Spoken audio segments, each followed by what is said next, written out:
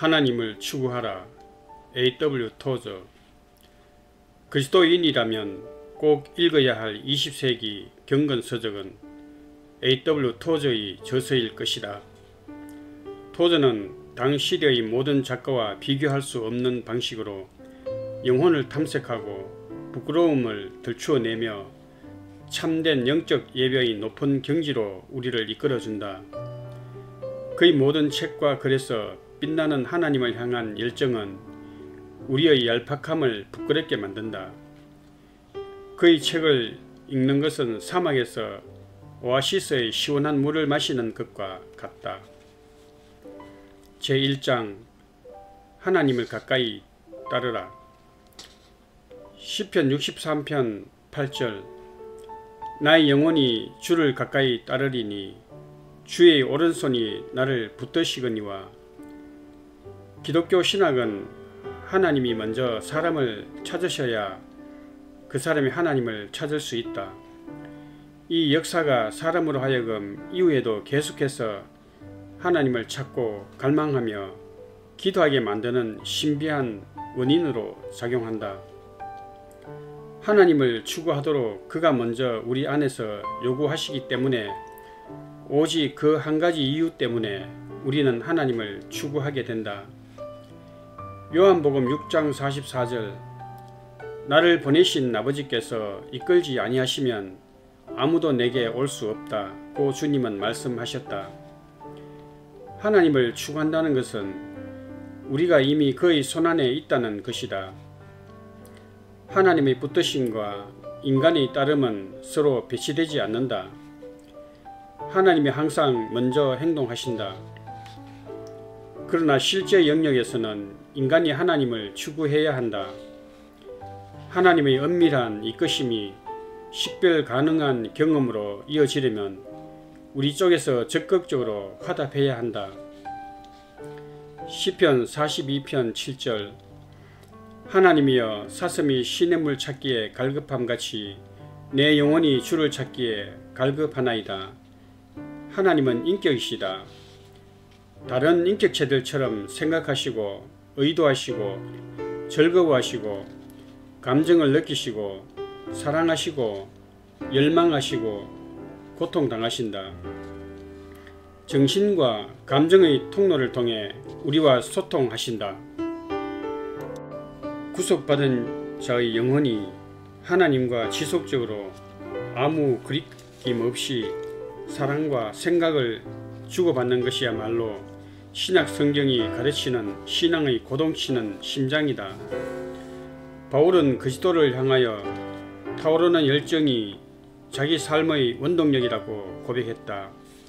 빌립보서 3장 8절에서 9절. 모든 것을 해로 여김은 내 주 그리스도 예수를 아는 지식이 가장 고상하기 때문이라. 내가 그를 위하여 모든 것을 잃어버리고 배설물로 여김은 그리스도를 얻고 그 안에서 발견되려 함이니. 바울은 빌립보서 3장 10절에서 그리스도를 아는 것을 마음의 목표로 삼았다고 했다. 하나님을 발견하려면 그를 발견하겠다는 결심부터 해야 한다.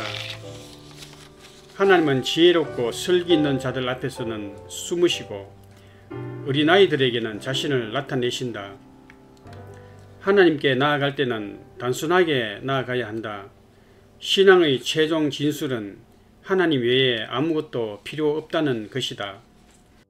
제2장 아무것도 소유하지 않는 자의 복. 마태복음 5장 3절. 심령이 가난한 자는 복이 있나니 천국이 그들의 것임이라. 인간의 마음속에는 소유하려는 본성, 항상 소유하려는 본성을 가진 타락한 삶의 질긴 뿌리가 있다. 인간의 본성은 강렬하고 열렬하게 사물을 탐한다. 하나님이 아브라함에게 말씀하셨다.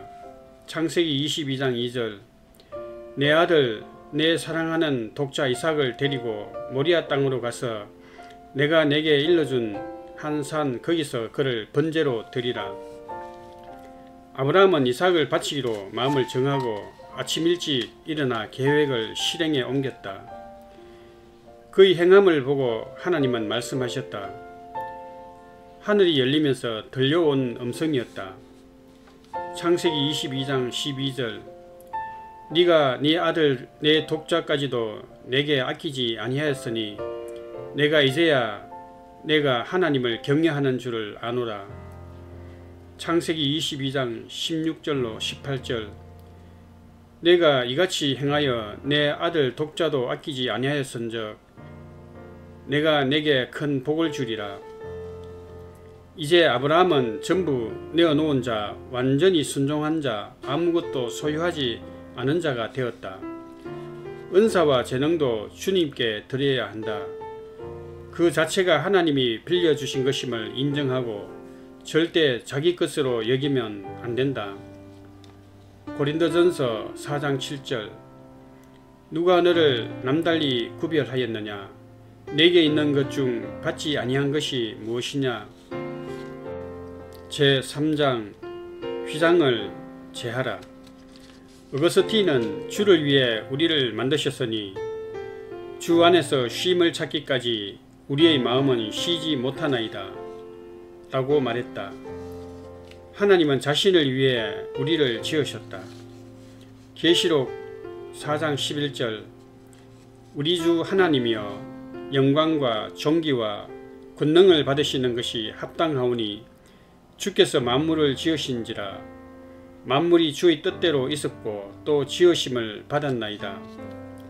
하나님은 자신의 기쁨을 위해 우리를 만드셨고 우리로 신령하게 교통하며 한 가족처럼 신비로운 교제를 누리게 하셨다.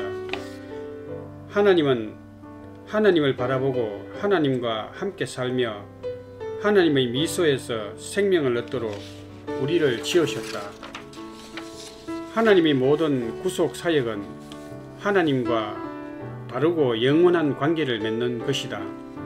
그러려면 우리 죄가 만족스럽게 처리되고 완전한 화해가 이루어지며 우리가 다시 하나님과 교통함을 인식할 수 있는 길이 열려 전처럼 하나님의 임재 안에서 살 수 있어야 한다.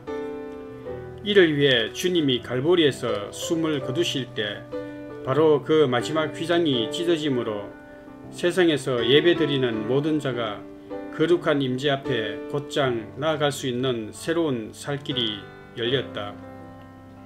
히브리서 10장 20절 그 길은 우리를 위하여 휘장 가운데로 열어놓으신 새로운 살 길이요 휘장은 그의 육체니라. 하나님은 우리가 그의 임재가 있는 곳으로 밀고 들어오길 원하시며 평생 그 앞에서 살길 원하신다. 성막의 가장 위대한 점은 여호와가 거기 계신다는 것이다. 휘장 너머 하나님의 임재가 기다리고 있다는 것이다. 하나님의 임재는 기독교의 중심이다. 기독교 메시지의 핵심은 하나님께서 구속받은 자녀들이 의식하고 인식할 수 있는 그분의 임재가 있는 곳으로 들어오길 친히 기다리신다는 것이다. 자아는 하나님의 얼굴을 가리는 불투명한 휘장이다. 이 휘장은 영적인 경험으로만 제거될 뿐 단순한 가르침으로는 제거되지 않는다. 자아에서 해방되려면 자아를 멸시하시는 하나님의 역사가 먼저 있어야 한다. 십자가를 초청하여 우리 안에서 자아를 죽이게 해야 한다. 십자가 심판의 자리로 자아의 죄를 가져가야 한다. 이 모든 일은 하나님이 해 주셔야 한다. 우리는 그저 하나님께 맡기고 자기 목숨을 고백하고 버리고 거부하고 십자가에 못 박힌 것으로 여기면 된다. 로마서 6장 11절 너희는 너희 자신을 죄에 대하여는 죽은 자요 그리스도 예수 안에서 하나님께 대하여는 살아있는 자로 여길지어다. 하나님의 일이 완성될 때까지 고집스럽게 기다려야 한다. 십자가는 거칠고 치명적이지만 효력이 있다. 희생물을 영원히 매달아 두지 않는다. 십자가 일이 끝나는 순간 괴로워하던 희생물이 숨을 거두는 순간 부활의 영광과 능력이 찾아오게 된다. 휘장이 사라지고 살아계신 하나님의 임재가 있는 곳으로 들어가는 영적인 경험의 기쁨이 찾아오게 된다. 제4장 하나님을 알라. 중생하지 못한 사람의 영적 기능은 본성 안에 잠들어 있어서 어떤 목적에도 쓰이지 못하며 사용되지 못한다. 죄가 우리에게 준 타격이 이것이다. 이 기능은 성령의 역사를 통해 활기차게 되살아날 수 있다. 이것이 그리스도 구속의 역사를 통해 우리에게 주어지는 무수히 많은 은혜 중 한 가지이다. 영적인 감각을 작동시키는 것은 믿음이다. 믿음에 결함이 있으면 영적인 일들에 대해 내적으로 둔감해지고 무감각해진다. 히브리서 11장 6절. 하나님께 나아가는 자는 반드시 그가 계신 것과 또한 그가 자기를 찾는 자들에게 상 주시는 이심을 믿어야 할지니라. 이것이 신앙생활의 기본과 근거와 터가 되어야 한다. 예수님은 요한복음 14장 1절에 하나님을 믿으니 또 나를 믿으라고 하셨다. 하나님께 초점을 맞추기 시작할 때 영에 속한 것들의 형체가 내면의 눈에 들어올 것이다. 그리스도께서 말씀에 순종할 때 하나님이 우리 안에 나타나실 것이다.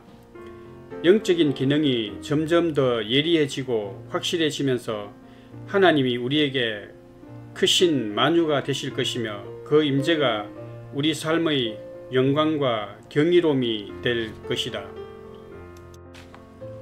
제5장 보편적 임재. 시편 139편 8절에서 9절에 내가 하늘에 올라갈지라도 거기 계시며 서울에 내 자리를 펼지라도 거기 계시니이다. 내가 새벽 날개를 치며 바다 끝에 가서 거주할지라도 거기서도 주의 손이 나를 인도하시며 주의 손이 나를 붙드시리이다. 다윗은 이 시편에서 편재하시는 하나님의 영광을 찬양한다. 야곱은 하나님의 이상을 보고 창세기 28장 16절에 여호와께서 과연 여기 계시거늘 내가 알지 못하였도다고 하였다. 하늘의 임재를 인식하려면 그가 나타나셔야 한다. 이를 위해 우리가 해야 할 일은 성령 하나님께 굴복하는 것이다. 아버지와 아들을 보여주시는 것이 바로 성령의 일이기 때문이다. 우리가 사랑의 순종으로 성령과 협력할 때 하나님은 자신을 나타내 주신다. 하나님은 언제나 모든 곳에 계시며 언제나 각 사람에게 발견되길 원하신다. 자신이 존재하신다는 사실뿐 아니라 자신이 어떤 분인지를 계시하고자 하신다. 하나님은 우리 영혼보다 우리의 가장 은밀한 생각보다 더 가까이 계시는 분이다. 위대한 신앙의 위인들은 높은 차원의 영적인 삶의 대로를 걸었다. 그들의 공통적인 특징은 바로 영적인 수용성, 영적인 인식이었다. 그들은 그 인식을 키워나갔고 마침내 그것이 삶의 가장 큰 특징을 이루었다. 그들은 영적 반응을 평생의 습관으로 익혔다. 인생의 모든 좋은 것 뒤에 하나님이 계시듯이 이 수용성 뒤에도 하나님이 계신다. 이 시대의 소나기에서 벗어나 성경의 길로 돌아가려면 작은 용기 이상의 단호한 마음이 필요하다. 누구든지 진심으로 하나님께 돌아와 경건에 이르는 훈련을 시작하며 신뢰와 순종과 겸손으로 영적 수용성의 힘을 기르고 자아에 힘쓴다면 여위고 연약한 시절에 소원했던 바를 넘치는 결과로 얻게 될 것이다.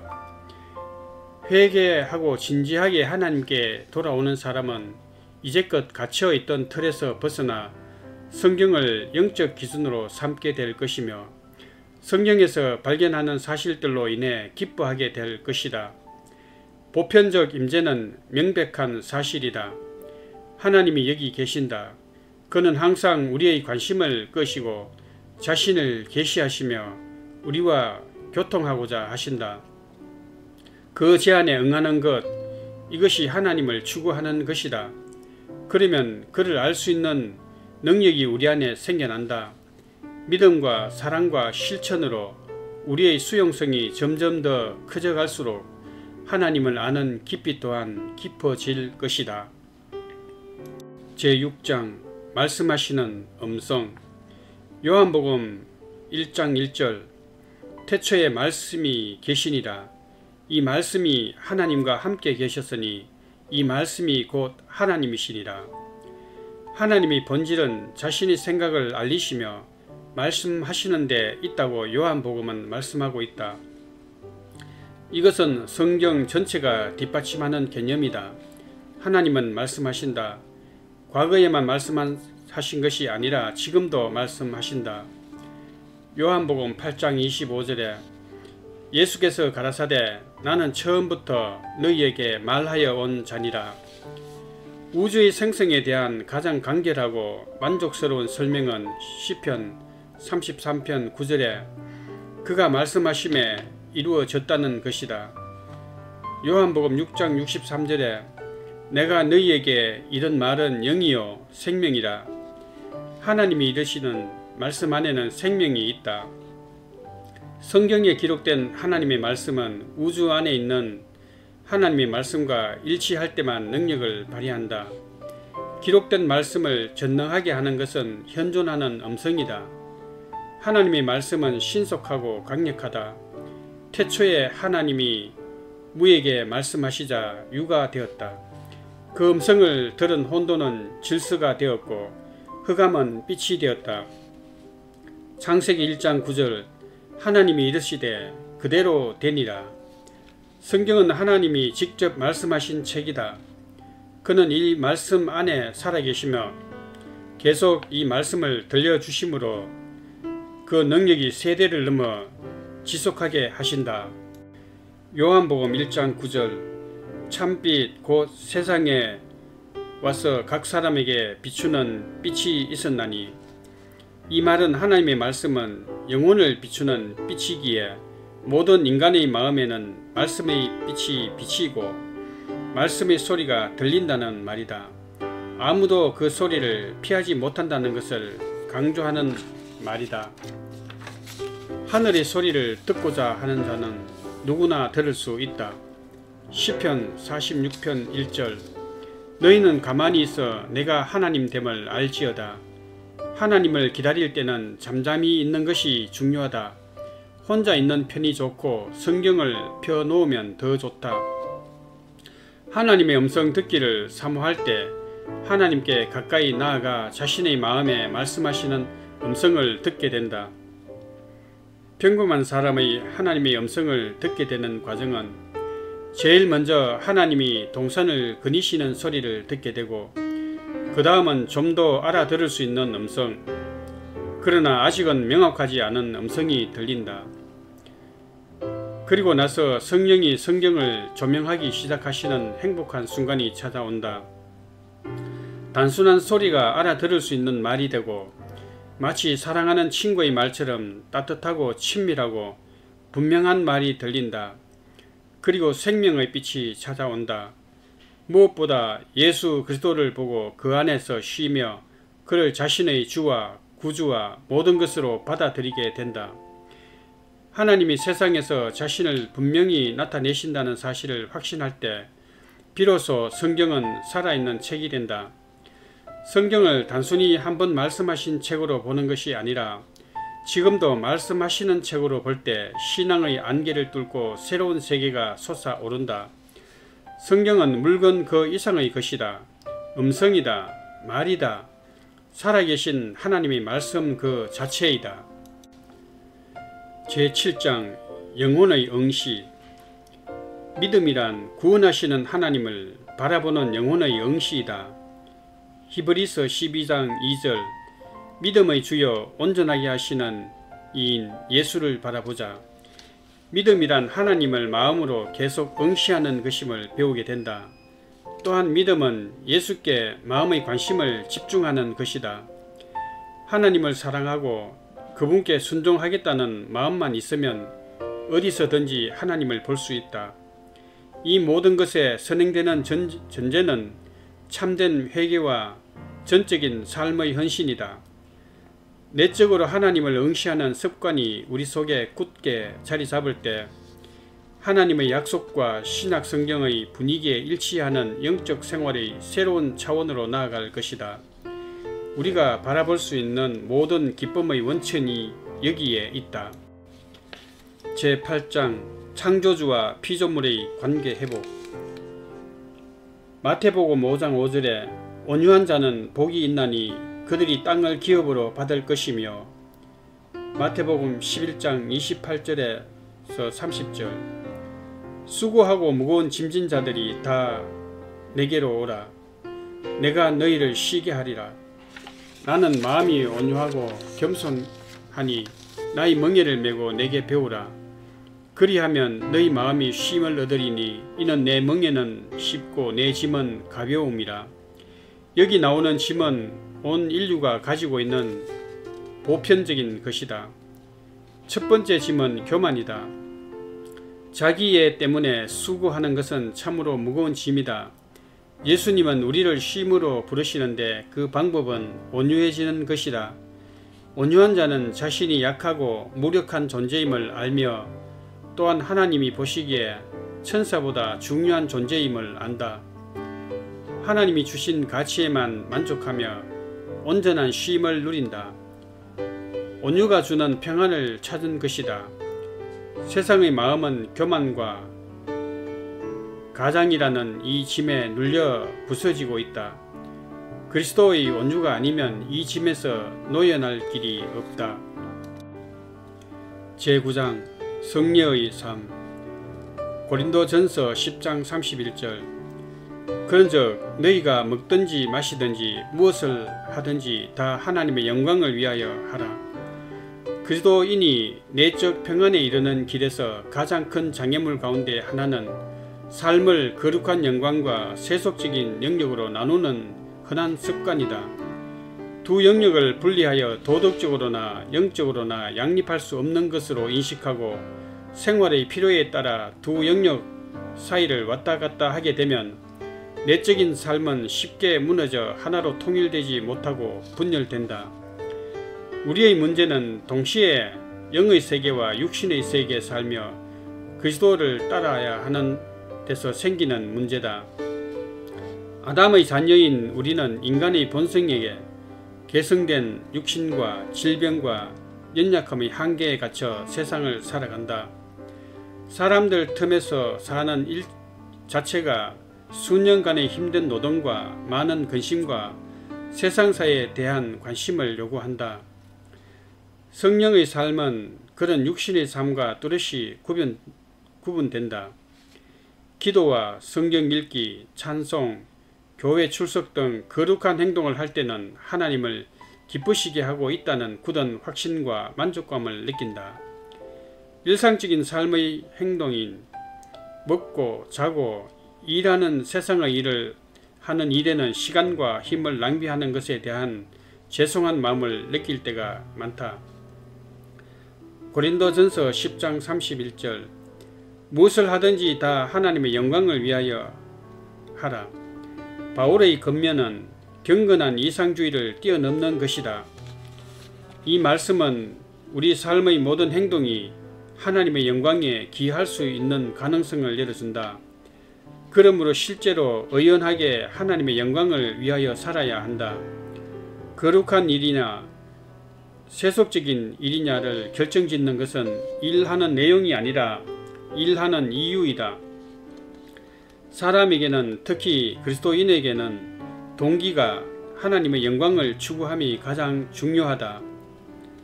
감사합니다. 지금까지 A.W. 토즈 목사님의 하나님을 추구하라를 요약한 글이었습니다.